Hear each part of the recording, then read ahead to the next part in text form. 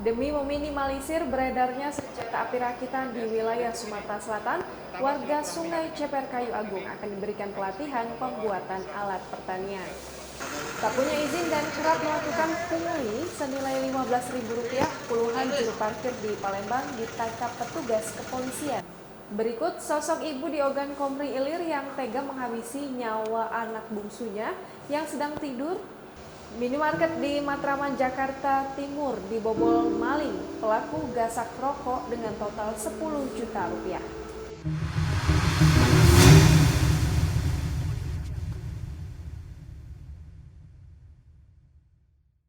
Halo pemirsa Tribun Sumsel Video, senang sekali rasanya kita berjumpa kembali dalam program acara 48 jam bersama saya Elis Ratna yang akan menyajikan informasi kriminal di Sumatera Selatan dan sejumlah informasi viral ter-up-to-date.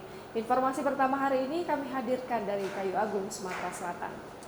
Untuk meminimalisir tingkat peredaran senjata api rakitan yang kerap didapat dari warga desa Sungai Ceper, Kayu Agung, Sumatera Selatan, Kapolda Sumsel Irjen Pol Prof. Dr. Eko Indra Heri MM berinisiatif melakukan pembinaan terhadap warga desa Sungai Ceper yang akan diberikan pelatihan pembuatan alat pertanian.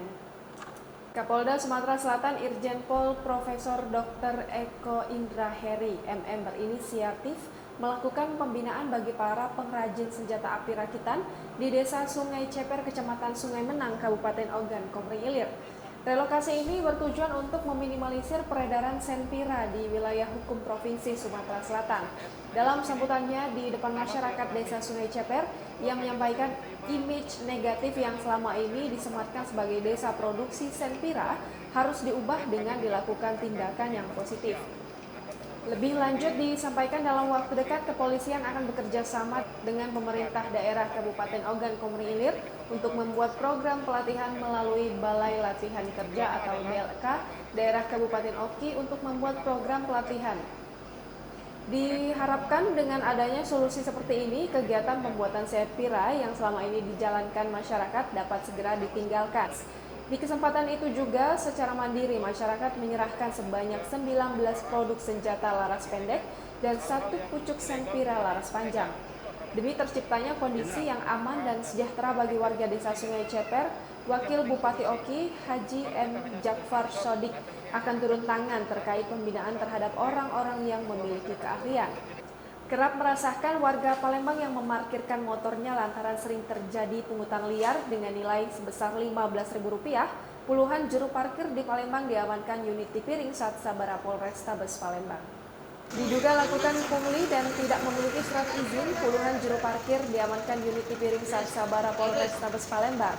Puluhan tukang parkir ini diamankan di beberapa wilayah kota Palembang, diantaranya di kawasan Pasar Kilometer 5, Pasar Cinde, kawasan Kolonel Atmo, dan sekitaran kawasan Jalan Jenderal Sudirman.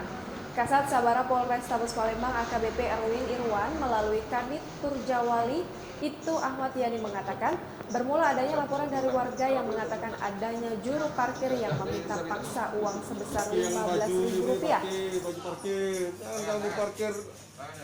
Kita ngaman kapan ini? Parkir liar. Parkir liar di kawasan mana nih, Pak? Mempunyai surat izin Itu lagi juga seputaran Pasar KM5, Pasar Cindi, Jalan Kolonel Atmo, dan Jalan Sudirman. Berapa personil yang berapa orang yang diamankan ini? Belum didata. Belasan ya? Kurang lebih ini berapa? Puluhan? Sekitar Ini berapa ya? Puluhan. Selawi lah. Puluhan ya? 20. Ini rencananya parkirnya Akan didata. Apakah ada sanksi, Bang? Ditertibkan. Apakah ada sanksi untuk? Kalau memang dia nggak mempunyai izin itu tadi dianggap liar dan juga kita serahkan pada Disu ada supaya dia mempunyai surat izin yang jelas, jangan dianggap masyarakat itu tadi pungli. Ada juga yang terdengar dari masyarakat bilang kami bayar 15.000 di sekitar JM, dipaksa ibu-ibu itu kan. Seorang ibu tega membunuh anak bungsunya sendiri dengan cara yang tragis. Hal itu dilakukannya lantaran ia merasa depresi setelah ditinggal sang suami yang tak kunjung pulang. Seorang ibu bernama Ani Asih tega menggorok leher anak kandungnya yang berusia 9 tahun hingga tewas. Pelaku diduga mengalami depresi. Pasalnya, ia kerap terlihat melamun sejak ditinggalkan sang suami.